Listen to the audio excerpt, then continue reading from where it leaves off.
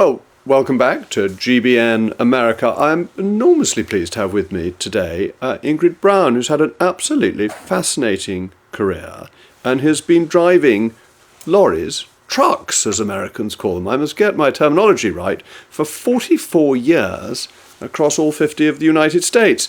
Ingrid, thank you very much for joining me this afternoon.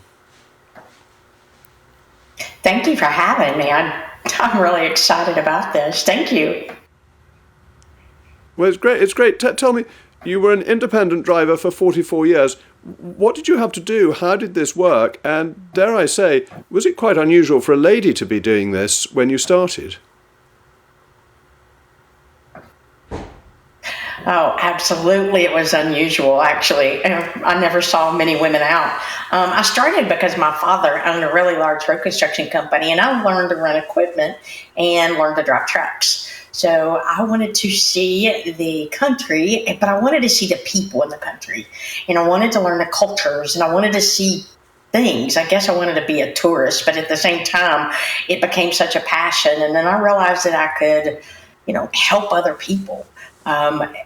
By wanting to have my wishes granted, I should say, maybe, I was out being able to help other people and people that some couldn't help themselves. So it's been an amazing career. Sometimes I look at it and I wonder, oh my gosh, 44 years, but I wonder how have I gotten to be blessed with all that I've been done.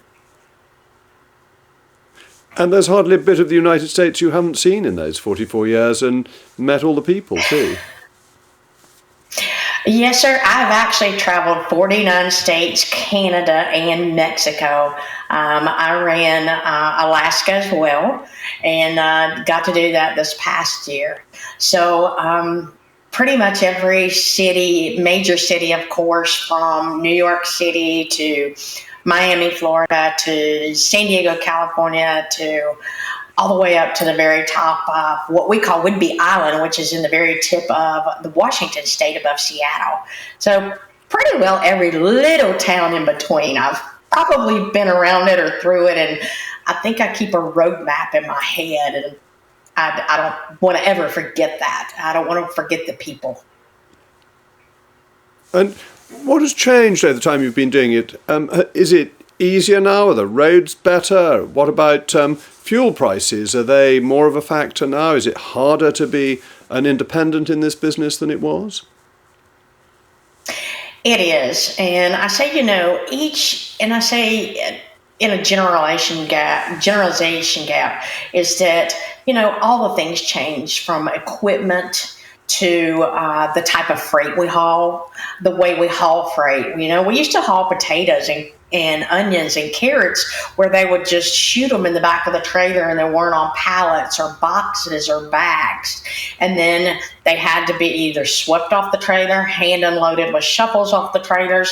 Now, it's so easy. They run them all with a forklift, or if they put them on the floor, they actually put the truck and trailer on a tilt, and they tilt it up in the air, and they just run it off the back and take really strong pressure washers down. But, there's so much has changed in that. The technology, weeks and days and years of not having a cell phone. People think, I don't know what I'd do without a cell phone for communication. But honestly, it was better. Fuel prices. Oh, goodness. Fuel prices are something that's really affecting the independents today. Many independents are going out of business because of fuel prices. And when you look at fuel prices, you think, okay, so you want to charge more. Well, it's hard for an independent and for carriers to charge more for fuel whenever the rates are based off the consumer demand and off of the the production and the shippers. And then it goes down into brokers. So basically, it used to be a national fuel surcharge. And some commodities were they were covered by the fuel surcharge, but that eventually has pretty well phased itself out. So right now, the carriers are having to eat this huge exorbitant and how the fuel prices are going up and aren't able to pass that along. God, just think if we pass this fuel cost along to the consumer, where, your family, my family, every family that's in America that would be affected by it. So the fuel prices right now are really our biggest struggle, and trying to get those down when the rates are even lower than what they are because of supply of consumers. But you remind everybody of how important what you do is, because everything you buy has to be transported, and therefore any increase in cost of transportation feeds straight through to consumers in inflation, and your role in keeping inflation down is just fundamentally important. So low fuel prices help everybody, don't they? Yes, they do. I mean, it's everybody. I mean, there's not anything that you can't reach around you or touch or see that hasn't been on a truck at some point. You know, it may come over by a ship, a barge. It may come over by air. It may come through the country on a train, but it has to go on a truck to get to its final destination and to supply, the people of the country. So there's not anything, and that means everything that's a necessity to everything that, we enjoy as just, recreational stuff. Every single thing you utilize and use, from toothpaste to an SUV, everything from diapers and formula to medication to everything. And therefore the other problems you have to face also feed into costs. What have been the issues with theft and criminality around deliveries, and also the question of illegal migrants trying to get on the back of trucks? I keep on calling them lorries because that's what we call them in England, but trucks. That I know that's been a problem, and drivers have had to take responsibility, as they have in this country sometimes, for migrants getting onto their trucks. Yes, sir. And it's when you go to the border towns, is what we call them, and places like Tijuana, Otay Mesa out of San Diego, and I run these places as well because we run produce out of Yuma, Arizona, and Nogales. Right now, we moved down the west coast of California into Arizona to do that, and these are border towns, Laredo, Texas. So the thing is you have to check your truck.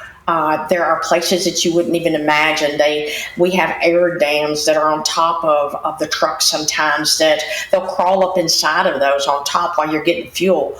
Or if you don't padlock your trailer at that extent. We have border checks that when you're coming out of these border towns, that you'll go through a border check, and usually you go through an x-ray machine now. And that x-ray machine can see it's a more of a heat sensor. And it's amazing how you would not believe how, the immigrants do find ways to catch a ride on a truck.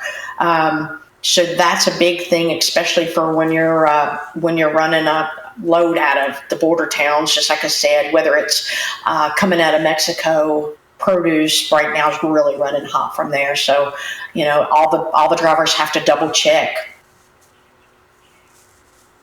And some of the states, I see Florida's been trying to put more pressure onto the truck drivers to take responsibility for migrants who may be getting on board their trucks, and that there's even been a suggested boycott of Florida. Do you think that might happen? Is it fair, the balance between responsibilities between law enforcement and the drivers themselves?